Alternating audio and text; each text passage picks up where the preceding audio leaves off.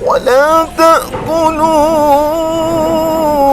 أموالكم بينكم بالباطل وتدلوا بها إلى الحكام لتأكلوا فريقا من أموال الناس بالإثم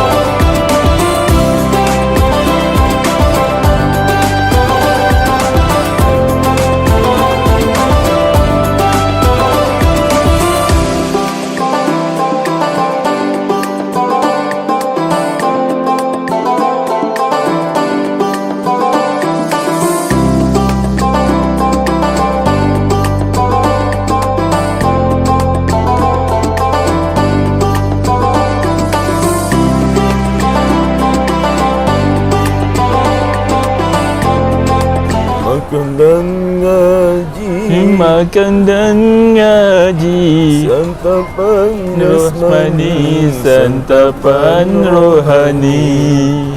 Makan dan ngaji, makan dan ngaji, santapan jasmani, santapan rohani. Panjang. Bismillahirrahmanirrahim. Assalamualaikum warahmatullahi wabarakatuh. Waalaikumsalam warahmatullahi wabarakatuh. Allahumma salli wa sallim wa barik ala nabiyina Muhammad wa ala ali Muhammad. Alhamdulillah, syukur pada Allah kita dapat bersama lagi pada kali ini di channel Makan dan Ngaji Studio. Santapan jasmani, santapan rohani. Enak banget. Alhamdulillah, sihat Bro Kai? Alhamdulillah, sihat. Alhamdulillah. Jadi kita doakan semua kita punya viewers, rakan-rakan kita di luar sana, di Malaysia, di Indonesia, Brunei, Thailand, Singapura. Kita doakan semualah, tak kira yang dah subscribe, yang belum subscribe, kita doakan semua. Kita share kebaikan, kita doakan semuanya berada dalam baik-baik saja, sihat-sihat insya-Allah. Dan dijauhkan daripada Covid, daripada bala bencana dan sebagainya, dan dimurahkan rezeki Allah Subhanahu. Insya-Allah, amin. Alhamdulillah. Hari ini kita berada di mana Bro Kai? Hari ini kita berada di Adha Station. Adha Station.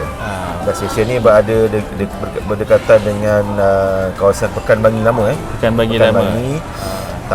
Taman baru juga namanya Taman Awani Bangi Awani Bangi bersebelahan dengan Bangi Villa.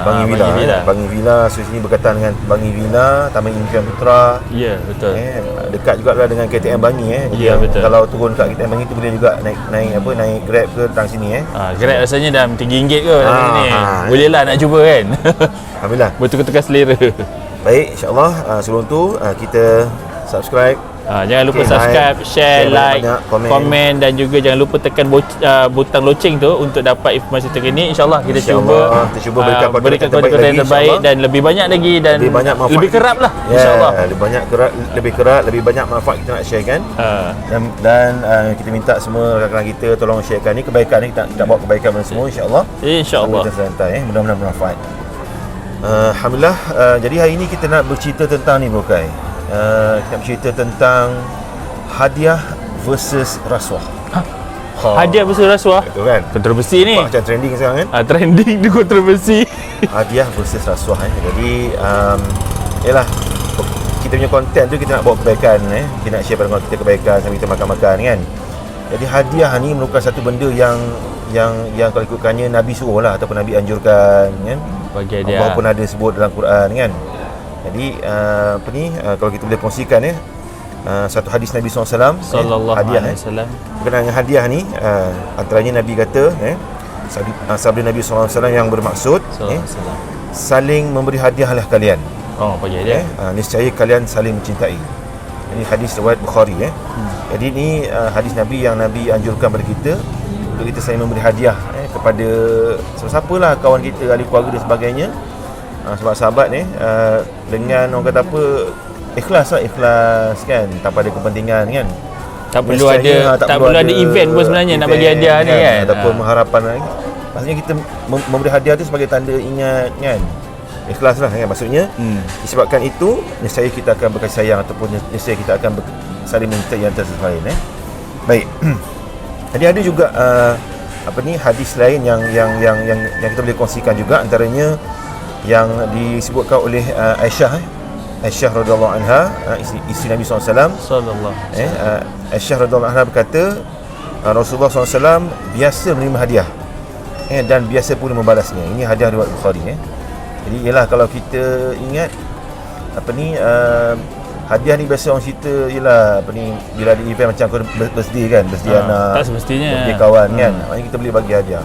Jadi hadiah ni banyak, tak kira lah dalam rupa apa pun, yang penting ikhlas dan tidak ada apa-apa kepentingan, dan kita kata dicetuskan daripada rasa ingat, rasa kasih, rasa sayang kita pada sahabat ataupun ahli keluarga kita Kalau nak bagi hadiah sekarang ni lagi senang sebab boleh hantar je terus online. Betul. Boleh saja beli di Shopee, dapatkan alamat siapa yang kita nak kirim tu kan. So kita boleh hantar je online dan orang tu akan terima. Betul. Jadi ada juga berkenaan dengan hadiah ni ataupun memberi ni, ada disebutkan oleh Allah SWT dalam Quran juga pada surah pada surah An-Nahl. Surah An-Nahl surah An-Nahl ayat 90. Yang ni saya nak cuba nak bawakan pada rakan-rakan semua. Jadi berkenaan dengan hadiah ni juga ada disebutkan oleh Allah SWT dalam Quran yang kita boleh ambil ayat ni sebagai dalil lah untuk kita rujuk yang mana Allah nukilkan pada surah An-Nahl surah An-Nahl ayat 90 saya baca maksud dia. Di sini Allah kata, auzubillahi minasyaitonir rajim.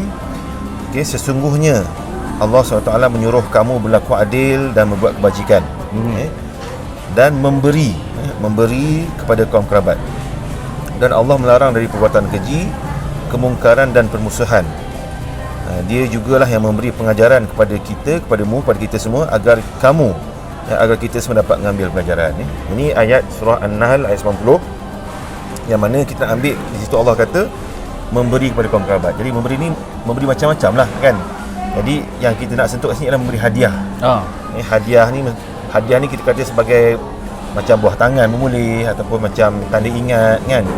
Jadi dekat sini walaupun disebutkan kepada kaum kerabat, maksudnya ahli keluarga saudara kita, tapi kita boleh jugalah memberi kepada kawan-kawan kita kan. Jadi tak semestinya kawan-kawan kita tu perlu ada orang kata apa-apa kepentingan, kedudukan ke, jawatan ke, tak semestinya maksudnya memberi dengan ikhlas kerana Allah atas rasa ingat untuk mengeratkan satu rahim kepada ahli keluarga kita, kepada saudara kita, kawan-kawan kita dan mak bapak kita, guru kita dan sebagainya, memberi kerana Allah. Jadi ini yang kita nak cuba buatkan. Saya ada pengalaman jugalah, kawan dah lama tak jumpa kan. Bila sekali jumpa, dia hadiahkan saya beberapa hadiah lah. Yang dia macam saya cakap tadi dah, dia hantar terus Shopee je. Dia terus Shopee je. Selepas tu bila dah hantar tu dia tanya dah dapat ke? Alhamdulillah saya cakap terima kasih kan. Atas ingatan tu. Okay. So itulah pengalaman jugalah kan. Itulah kita katakan sebab manusia ni memang secara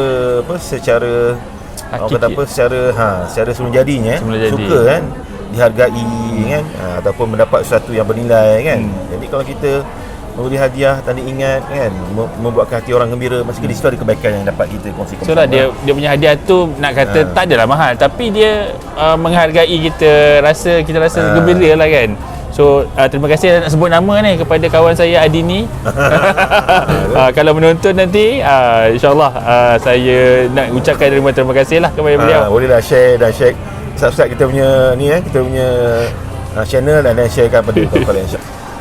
Okey, itu kita cerita tadi tu semua tentang hadiah kan. Maksudnya kita anjuran Nabi SAW untuk kita memberi hadiah kan, hadiah atas rasa ikhlas, kasih sayang kan, tanda ingat, tanpa ada apa-apa kepentingan kan. Jadi itu yang kita kata mesej yang kita bawa pada inilah, memberi hadiah. Jom kita beri hadiah. Nescaya Nabi kata kamu akan saling berkasih sayang Baik. Tapi itulah bukan kita punya isu kita punya masalah sekarang ni kan bila kita cerita dalam bila kita cerita berhadiah ni, ada juga yang ada orang tersalah takrif lah kan. Takrif macam ni tu kan. Macam mana tu? Takrif dia gini. Ada juga orang menggunakan nama hadiah tetapi rasuah atas nama hadiah. Untuk mesti dah. Tu kan. Jangan kan. Rasanya dalam khutbah baru Jumaat baru ni pun ada mention. Tu kan. Sesuai lah. Jadi ini yang kita nak ajak kawan-kawan semua untuk kita hisap balik, untuk kita nilai balik kan. Bila ada mungkin di kalangan kita ni yang terlibat dengan rasuah atas nama hadiah. Ini yang kita tak nak. Ini kita elakkan. Mungkin definasi dia tu, dia ada orang dia definasi dia mungkin orang bagi tu terima sajalah. Bagi betul. Dia tak ada kepentingan, tapi mungkin secara tak langsung benda tu sebenarnya ada juga berkaitan dengan kerja yang mana bila kita dapat hadiah tu kita akan ada macam berat kalau kita nak bagi sesuatu projek ke apa benda tu. Kan? So kadang-kadang kita tak tahu juga benda tu. Betul. Jadi ini kita cuba bawa pada hari ini perkongsian kita. Kita tidak mahu terlibat dalam yang kita katakan sebagai rasuah atas nama hadiah. Jadi kalau macam tadi kita kata hadiah kita nak bagi pada sesiapa pun tanpa ada apa-apa kepentingan kan. Tapi kalau kita memberi hadiah kepada seseorang atas dasar jawatan dia ataupun atas dasar kedudukan dia. Yang mungkin memberi kepentingan pada kita. Yang ni yang kita nak tengok balik. Yang takut dia menjadi kategori rasuah atas nama hadiah. Ini kita elakkan. Auzubillah. Auzubillah. Jadi dalam konteks ini kita cuba bawakan Nabi ada kata sabda Nabi SAW perbuatan rasuah itu adalah dosa besar adalah dosa besar. Jadi saya ulang, perbuatan rasuah itu adalah dosa besar yang mana antara sabda Nabi SAW maksudnya Allah melaknat pemberi rasuah dan juga penerima rasuah. Jadi Allah SWT melaknat pemberi rasuah dan juga penerima rasuah. Jadi ini hadis riwayat At-Tirmizi dan Ibnu Majah, dinilai sahih oleh Al-Albani oleh Al-Albani. Jadi ini yang kita nak tengok mudah-mudahan kita tidak terlibatlah dalam perkara ni kan. Jadi bukan kata beli hadiah tu bila kita bagi pada orang seseorang tu, kalau kita tanya balik, kalau orang tu tidak berada di jawatan itu, adakah kita nak bagi pada dia hadiah tu? Kan? Jadi kalau kita bagi pada atas dasar kerana dia jawatan itu ataupun kedudukan itu dan kita mungkin mengharapkan sesuatu daripada pemberian ini, maka itu yang dikhawatiri menjadi rasuah. Auzubillah. So maksudnya setiap orang yang Muslim lah, kita kena tengok balik lah apa sebab niat kita tu. Betul. Dan kalau benda dia dah berlaku, maksudnya kalau boleh kita jangan buat lagi lah kan. Sebab mungkin pada masa tu kita tak faham ataupun kita rasa benda tu baik untuk kita kan. Tapi kalau kita fikir balik benda tu memang tak elok, so eloklah kita jangan teruskan. Betul. Ada juga lagi satu hadis Nabi SAW yang sabda Nabi SAW maksud dia apa jadi dengan pegawai yang kita utuskan kemudian pulang dan berkata, ini yang ada satu kisah di mana sahabat Nabi SAW dihantar untuk menguruskan suatu perkara dan Nabi kata, apa jadi dengan pegawai yang kita utuskan kemudian pulang dan berkata, ini bahagian kamu dan ini bahagian aku. Lepas tu Nabi kata, silakan dia, pegawai itu, duduk di rumah ayah atau ibunya ataupun duduk kat kampung lah, dan tunggu dan lihat adakah dia akan dapat hadiah tadi tu. Maksudnya kalau seseorang tu duduk dekat kampung ke kat mana, dia tidak berada di jawatan itu, adakah dia akan dapat hadiah tu? So kena fikir-fikir balik lah kan? Fikir-fikir balik lah. Maksudnya bagi seseorang yang mungkin berada di jawatan tertentu, yang mendapat hadiah tertentu disebabkan jawatan itu, dia kena fikir. Walaupun dia tak minta, ada bukan kena fikirkan, adakah kalau dia bukan siapa-siapa, dia akan dapat hadiah tu?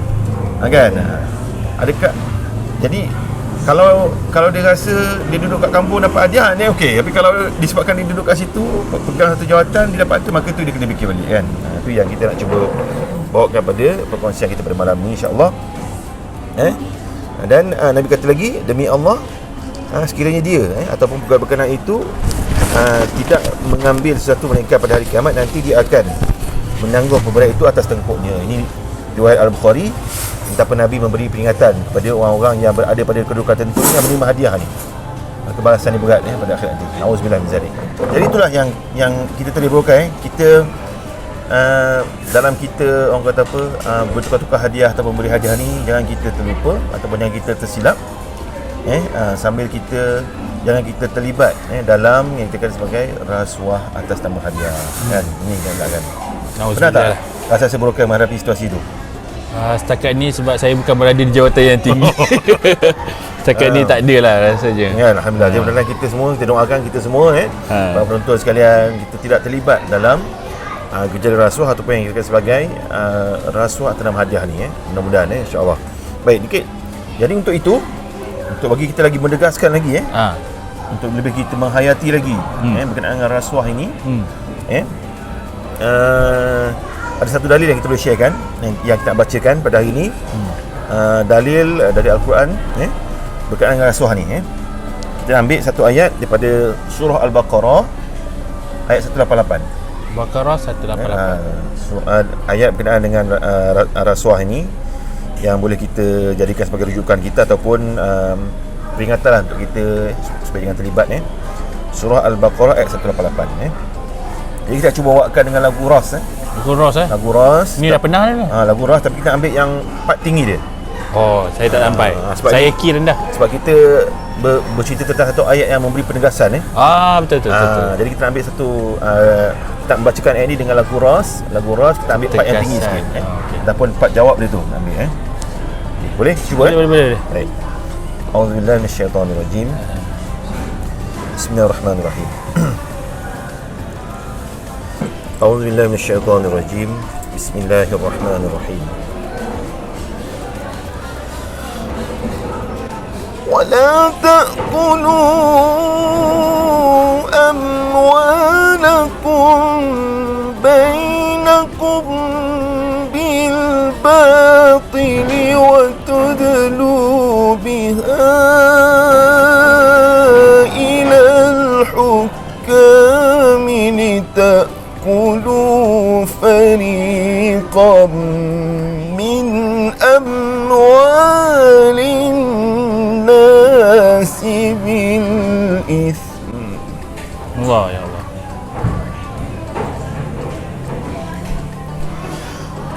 ولا تأكلوا أموالكم بينكم بالباطل وتدلوا بها إلى الحكام لتأكلوا فريقا من أموال الناس بالإثم وأنتم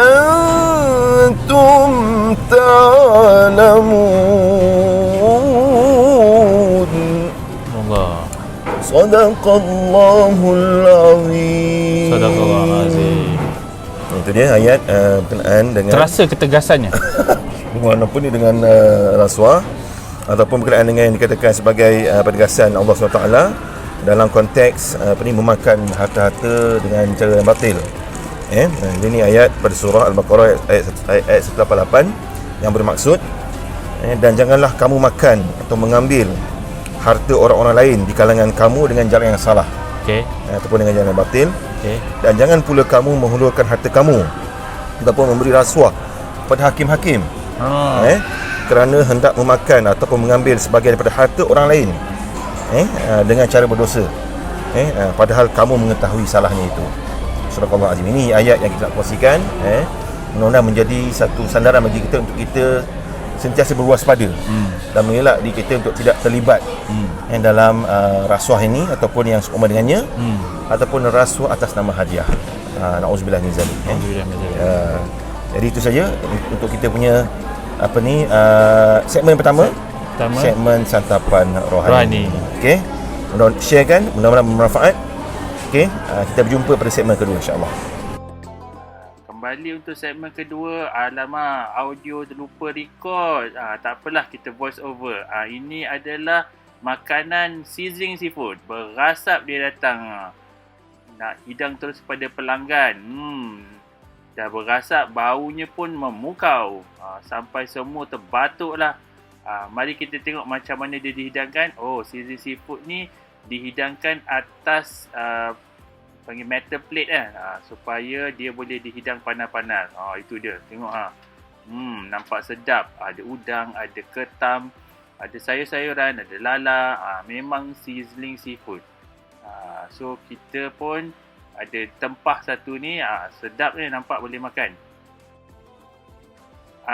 Selain daripada itu, kita ada juga menu lain yang kita cuba di Adha Seafood ni. Antaranya tom yum, ada sup gearbox. Ni sup gearbox, setiap ada straw untuk hisap sumsumnya. Kemudian saya tempah juga ayam halia dan nasi putih. So bolehlah kita mencuba ya Ustaz Bashir. Maaflah tak dapat dengar suara Ustaz Bashir nak makan ni sebab kita lupa record video hari tu. Okay. Ada kita record our video tapi audionya tak ada. Air, kita ada air mangga dan juga air green tea. Antara menu yang direkomend di sini. Okay, kita kembali kepada menu kita. Ini dia sup gearbox. Memang kau betul lah sup dia. Terasa rempah, pedas. Kemudian sum-sum tulang dia pun ada, boleh dihirup terus. Ni nampak tak? Okay, kalau tuan-tuan nak makan sup gearbox, bolehlah ke Adha Station di sini.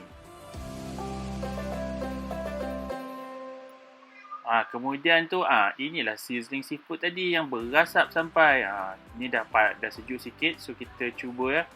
Dalam ni dia punya menu memang meriah lah. Isi dia, isi udang ada, isi ketam, ada lala, memang sangat menarik lah. Kemudian tom yum ni memang cukup rasa Thai lah.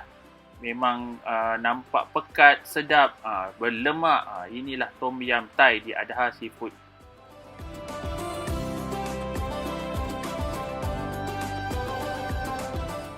Okay, Ustaz Bashir, tolong baca doa lah. Bismillahirrahmanirrahim. Allahumma barik lana fima razaqtana wa qina azabannar. Kita cuba ya. Saya cuba ayam halia ni. Memang sedap ni. Memang likat.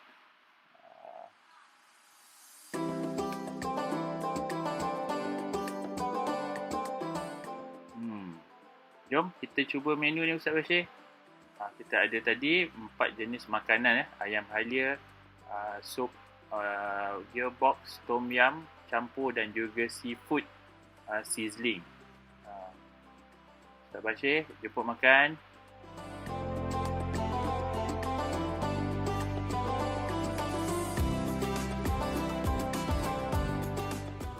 Kalau ikut harga di sini sangat berpatutan. Contohnya season seafood tadi hanya RM25.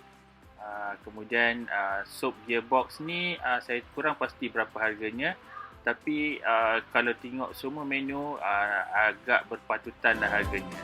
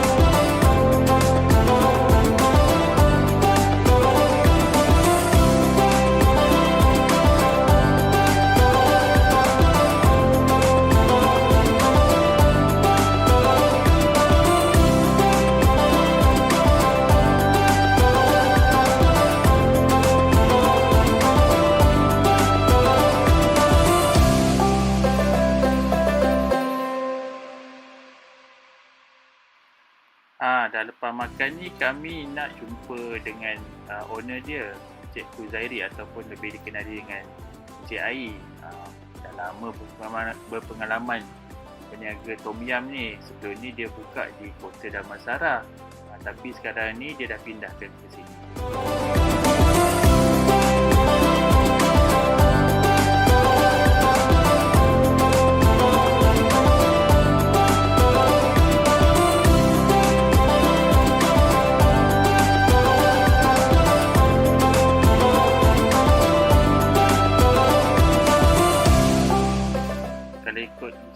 ini beliau sangat berterima kasih kerana sokongan yang sangat luar dugaan lah bagi dia, kerana baru buka tapi ramai pelanggan. So katanya beliau akan cuba memperbaiki sedikit demi sedikit kelemahan yang ada di Adha Station. Bagi pihak Makan dan Ngaji, kami ingin mengucapkan terima kasih kepada Adha Station kerana menaja lokasi dan juga makanan. So kalau tuan-tuan pergi ke Awani pagi, bolehlah mencuba tom yum dan juga sup gearbox di Adha Station. Bagi pihak Makan dan Ngaji, terima kasih. Jumpa lagi. Assalamualaikum.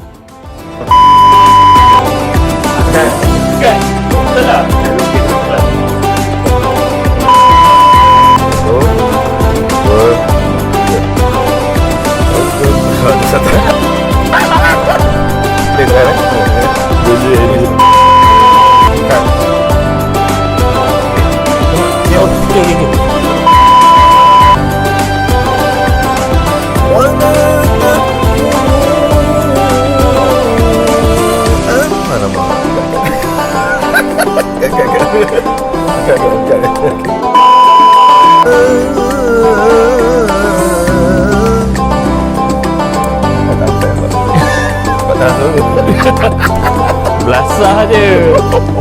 Aduh, ya Allah, bang.